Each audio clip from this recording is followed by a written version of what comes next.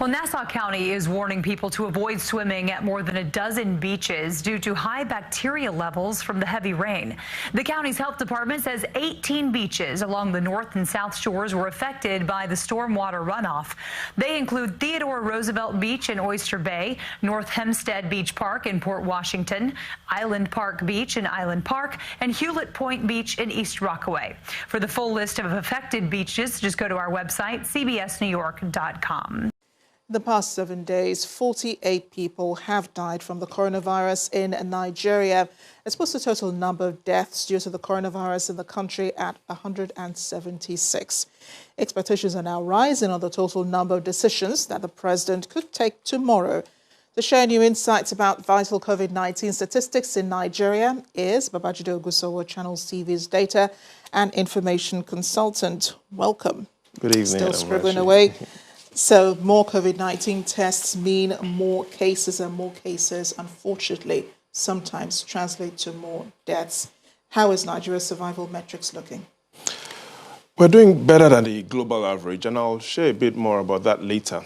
But tonight, I have some good news. I've also got some mixed news, and I've got some bad news. I'd like to start with the good news. In Nigeria, every virus that has attacked the country, Nigerians have defeated, from influenza to SARS to smallpox to Ebola. But tonight, I'd like to go down memory lane. Let's take a look at what happened when HIV came into Nigeria. More than 3.5 decades ago, and if we take a close look at when HIV came, here's what you notice. November 1984, the introduction of HIV into Nigeria, 36 years ago. And Nigerians were worried, just like Nigerians are worried today, about a virus that had no cure or had no vaccine. But what has happened in the last over 3 decades? We've managed and we've fought and won HIV because of 3 words: practice, safe, sex. And so today, yes, the HIV still has no cure, vaccine, or treatment. But we fought that war and we've won. So that's good news. Now, there's even more good news. The evidence from the NCDC shows that 97% of all coronavirus cases in Nigeria are still alive. In other words, we have a fatality rate of 3%. And so, yes, this virus is dangerous, but a lot of Nigerians are surviving. So there are several ways to look at it, but tonight, I'd like us to look at the coronavirus in 3 different ways. And that's looking at the 3 categories of states that we have in Nigeria. The 3 categories of states that we have in Nigeria. In category 1, we have those states that each have reported more than 10 deaths. And we have 5 of those states. Most of those states in category 1 are located in the northwest of the country. So that's one way to look at it. The 5 states that have reported 10+ deaths: Lagos, Kano, Borno, Sokoto, and Katsina. That is really where the concerns are, the northwest and the southwest. Yeah. But here's what you notice when we take a look into the category 2 states. The category 2 states are states with 1 to 10 deaths. And you have 20 states, including the Federal Capital Territory, Abuja, in that second category of states that have reported more than 1 death, but less than 10 deaths. But here's another perspective. The third category, states that have recorded 0 deaths. And in that third category, we have 11 states. Plateau was among those states, but Plateau now has recorded 1 death and it has moved to category 2. So in all, the summary is there are 5 states in Nigeria that have recorded more than 10 deaths. There are 20 states, including Abuja, that have recorded 1 to 10 deaths. And we have 11 states that have recorded 0 deaths. So that is some good news. That is really some good news. When you think of it like that, it really sounds like good news. When you look at developed countries such as the United States, the number of deaths per every 1,000 cases is significantly higher than Nigeria. Maybe that has something to do with the population, I don't know. But is this because of also a difference in genetics, treatment, whether, I don't know, immunity or chance, or is there any evidence that points to why more Americans are dying because they are developed. They do have purportedly a higher health system. Yes, they do, and you're right. But before any group or government or institution comes in Nigeria to claim credit of why we're performing better than the United States, I'd like to share some evidence with you, and I want you to listen carefully, please. One of the group of people that have the highest fatality regarding the coronavirus are the elderly, those that are above the age of 65. So the right question is... Sorry, but a number of them are surviving the coronavirus now. A number of them are surviving the coronavirus, but we know that those that have underlying symptoms and the elderly really struggle to survive when they are diagnosed with the coronavirus. So the right question is, how many Americans are living above 65? And then we look at how many Nigerians are above 65. And the evidence from the United States Census Bureau shows that 16% of America's population are above the age of 65. You heard me right, 16%. The National Population Commission in Nigeria says only 3% of Nigerians, only 3%, live to celebrate their 65th birthday. Here's what I mean. In Nigeria, most of those that the coronavirus would have killed are already dead. Does this mean that if you are below the age of 65, you should celebrate? No, it doesn't. But what it means is for the government to remember that there are many things that are killing Nigerians apart from the coronavirus. And so many Nigerians are not living to the age of 65. And that's really the mixed news. So we've looked at the good news, we've seen the mixed news. And finally, I'd like to share some bad news. The NCDC 3 weeks ago talked about its target, a target to test 2 million Nigerians within the next 3 months.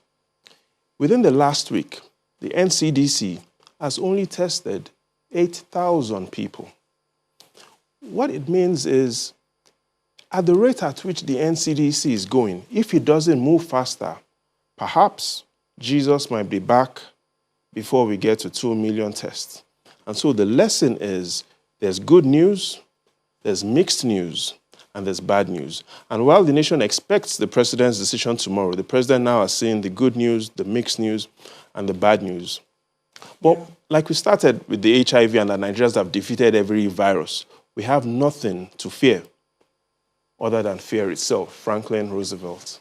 Indeed. And of course, we still have to maintain social distancing and good hygiene. At the end of the day, we are responsible for our health. Thanks again, Baba. Nigerians have to keep preventing because prevention is better than cure. Exactly. Thanks again for showing up tonight.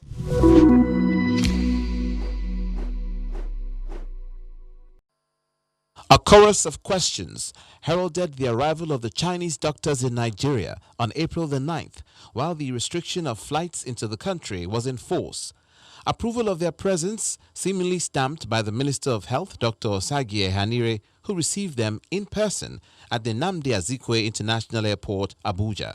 At the most difficult stage of China's fighting against COVID-19, we received support of all means from Nigeria. It's time for us to reciprocate the friendship and kindness. But if that's the case, why the secrecy now on their whereabouts? That was one of the other contradictions highlighted by questions from the media at the briefing by the Presidential Task Force on COVID-19.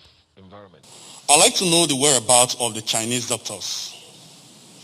Yes, I'd like to know where they are now. Where are they operating from? Well, I want to explain first of all that I think not all of them were doctors, and I think that I heard that some of them are technicians, but they are staff of CCECC. The Ministry of Health is not their host, so we can't always explain what happened to them or where they are. There seems to be a lot of interest in these doctors, but they are the staff of the company, and I think they are on the company visa. So I'll be very happy if you don't ask me about where they are, because they're not really our guests. Apparently, the Chinese team is made up of doctors, nurses, and laboratory technicians, who also had to undergo a 14-day quarantine period, after which their whereabouts are unknown, which begs the question, where are they now? The truth is, the Chinese doctors' whereabouts and what they're doing now is not really unknown. It's known by them and those who let them into the country. And the Ministry of Health's non-disclosure of their location merely stokes the flame of uncertainty that was needlessly ignited in the first place. Olumide Macaulay, Channels Television.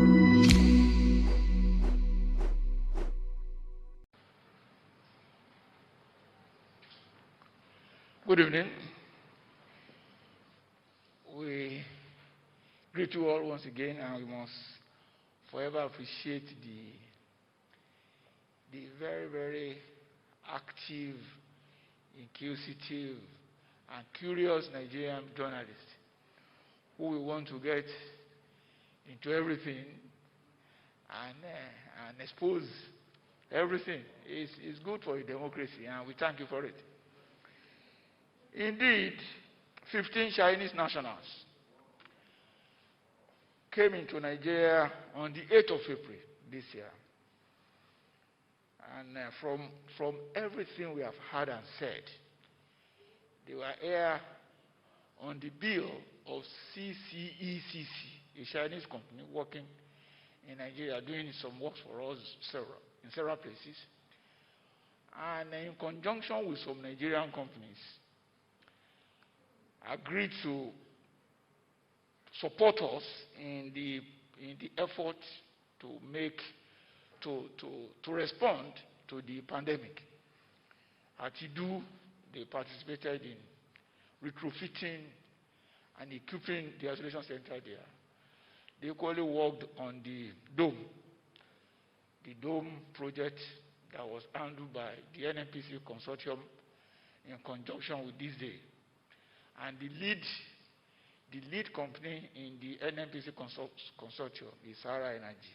So those are the locations in which they came to work, both in retrofitting the entire facilities, the two facilities, and installing critical, essential, and sensitive medical equipment. They came in, 15 of them came in on the 8th of April. They came on a 30-day visa issued in Beijing. They are still here. And I know I need to tell you why they are here. They are still here, not because they've not completed their job, but because there is a restriction on travels in Nigeria occasioned by the protocol of COVID-19. I think that answers the question. I thank you.